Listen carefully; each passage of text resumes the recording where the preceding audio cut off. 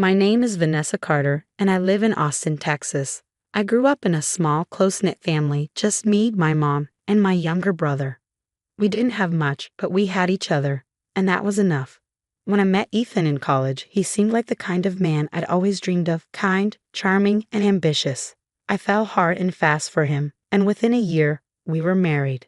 It didn't take long for me to realize that marrying Ethan also meant marrying into his family, particularly his mother, Linda. Linda was a force of nature, the kind of woman who walked into a room and instantly took control. She was well respected in her field, working as a high-ranking corporate executive, and she didn't hesitate to remind everyone of her success. From the very beginning, she made it clear she thought Ethan had settled beneath him by choosing me. Linda mocked everything about me, from my decision to work as a freelance artist to the way I decorated our home. "This looks like something a child would make," she once said, holding up a painting I had poured my heart into. Ethan would laugh nervously or stay silent, never defending me. "She's just like that," he'd say later when I was in tears, as though that excused her cruelty. The worst part was how Ethan seemed to idolize his mother. No matter what she said or did, he couldn't see her flaws. He sought her approval in everything, even in our marriage. I was constantly walking on eggshells, trying to earn her respect while struggling to hold onto my own identity. Still, I told myself things would get better. I loved Ethan, and I believed he loved me too. But with Linda always hovering over us, criticizing me and dictating our lives, it became clear that I was fighting a battle I couldn't win. 3 years into our marriage, I still clung to the hope that things would get better. I had convinced myself that with time, Linda might warm up to me, or at the very least, Ethan might start putting us first. But that hope was like a threadbare blanket, fragile and full of holes. On the day of our 3rd wedding anniversary, I decided to keep things simple. I baked a cake from scratch, something I had loved doing since I was a teenager. It was chocolate, Ethan's favorite, with a layer of homemade frosting I perfected after countless attempts. I decorated the dining table with candles and flowers, hoping for a quiet celebration, just the two of us. Linda was working out of the city, which gave me some relief. Ethan came home from work that evening, and for a moment, it felt like everything might be okay. He smiled at the sight of the cake and kissed me on the forehead.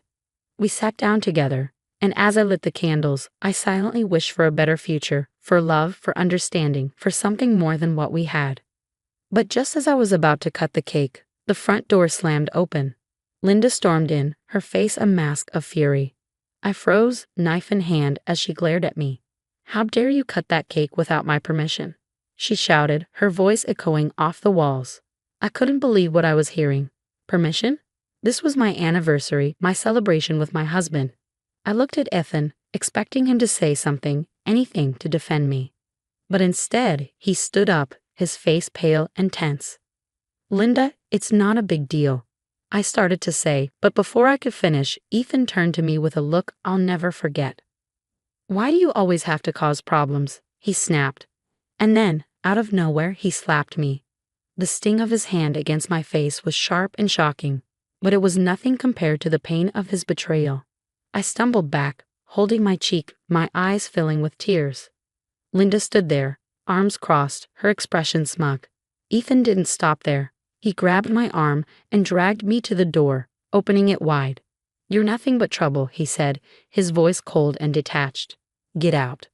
I stood on the doorstep, my heart shattered into pieces as he slammed the door in my face. The night was cold, but it couldn't compare to the chill I felt inside. I had given everything to this marriage, my love, my patience, my trust, and in one moment it was all thrown away. With nowhere to go and no one to turn to, I wandered the streets in a daze, clutching my phone. I called a friend who lived across town, someone who had always told me I deserved better. That night, I showed up at her door, broken and defeated, but alive. It was the beginning of the end, though I didn't know it at the time. As I sat on her couch, staring blankly at the slice of cake she had cut for me, I made myself a promise. I would never let anyone treat me like that again.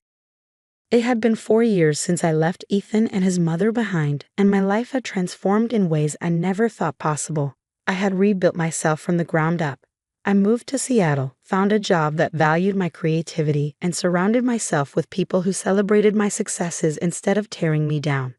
My small apartment wasn't luxurious, but it was mine, a space filled with warmth, laughter, and peace. That's why seeing Ethan standing by my car in the parking lot of my apartment building felt like a ghost had walked out of my past. He looked different, thinner, worn down, with shadows under his eyes that hadn't been there before. For a moment, I just stared, unsure if I was imagining things. But then he called my name. Vanessa, wait. I hesitated. 1,000 emotions surged through me all at once. Shock, anger, confusion. But there was no missing the desperation in his voice. Against my better judgment, I stopped. What are you doing here? I asked, crossing my arms over my chest.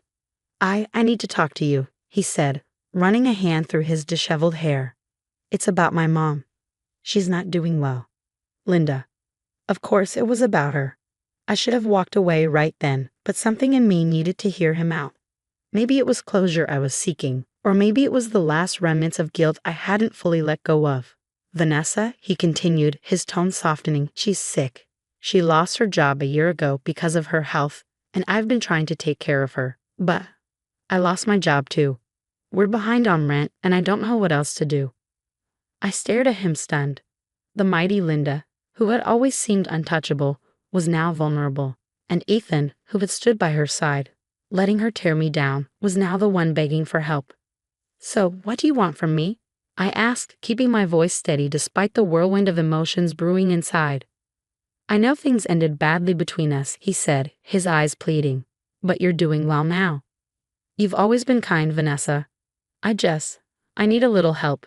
Just enough to get back on my feet and take care of her. She's still my mom. Hearing him say those words made my stomach churn. Kind. That's what he thought of me, that I was kind enough to forget the years of pain, the insults, the betrayal. For a moment, guilt crept in. I remembered the nights I had prayed for someone to help me, to pull me out of the darkness. But then anger followed, sharp and searing. Where was this concern when I was the one suffering?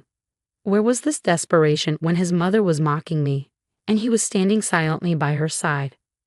Ethan, I said slowly, forcing myself to stay calm, do you remember our 3rd anniversary?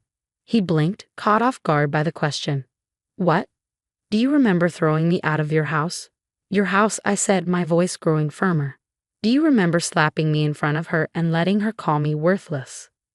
His face paled. Vanessa, that was years ago. I was under so much pressure. She what? Made you do it? Held a gun to your head? I interrupted, my voice sharp now. No, Ethan. You made a choice. Over and over again, you chose her. And now you expect me to swoop in and save you both. She's sick, he said weakly, as if that would be enough to sway me. I'm sorry for her illness, I said, and I meant it. No one deserved to suffer like that. But pity didn't mean I owed them anything. But I'm not your safety net. I'm not your wife anymore. You made sure of that. His face twisted into something ugly then. You're really going to let us suffer? After everything we've been through, you're just going to turn your back? God, Vanessa, you're selfish. Selfish. The word hung in the air for a moment before I burst out laughing. I couldn't help it. It was a bitter, ironic laugh that bubbled up from the deepest part of me. Selfish, I repeated, shaking my head. Ethan, do you even hear yourself? Do you know how many nights I cried myself to sleep because of you? How many times I begged you to stand up for me, only to be ignored? If protecting myself and my peace makes me selfish, then so be it. He opened his mouth to argue, but I held up a hand to stop him. This conversation is over. I'm not helping you, and if you ever show up here again, I'll call the police. I turned and walked away, my heart pounding but my head held high. For the first time, I wasn't the one apologizing or compromising. I was standing up for myself, and it felt incredible. As I closed the door to my apartment behind me, I took a deep breath, feeling lighter than I had in years. Ethan and Linda were no longer my burden to bear. I was free, and I wasn't looking back. That evening, after Ethan's unexpected visit, I sat by my window with a cup of tea in hand, watching the city lights flicker in the distance. The familiar ache of old wounds stirred within me, but it was quickly replaced by something stronger, relief. For years, I had let guilt, fear, and the weight of other people's expectations dictate my choices. I had spent so much time trying to prove my worth to people who were determined not to see it. But now, as the cool night air brushed against my face, I realized that chapter of my life was finally truly closed. The next morning, I met my best friend, Mia, at a cozy little cafe down the street. Mia had been my rock since I moved to Seattle, always cheering me on and reminding me of my strength. As we sipped our coffee, I told her about Ethan's visit. And then he called me selfish, I said, rolling my eyes. Mia nearly choked on her latte. Selfish? Oh, that's rich coming from him. We both burst out laughing, and for the first time in years, I didn't feel the weight of my past dragging me down. Instead, I felt proud of how far I had come, of the boundaries I had set, of the life I had built for myself. Later that afternoon, I headed to the community art center where I volunteered. Teaching art to kids had become one of the greatest joys of my life. Seeing their faces light up when they completed a project, hearing their laughter fill the room, it reminded me of why I had fallen in love with art in the first place. As I helped a little girl put the finishing touches on her painting, she looked up at me and said, "Miss Vanessa, you're the best."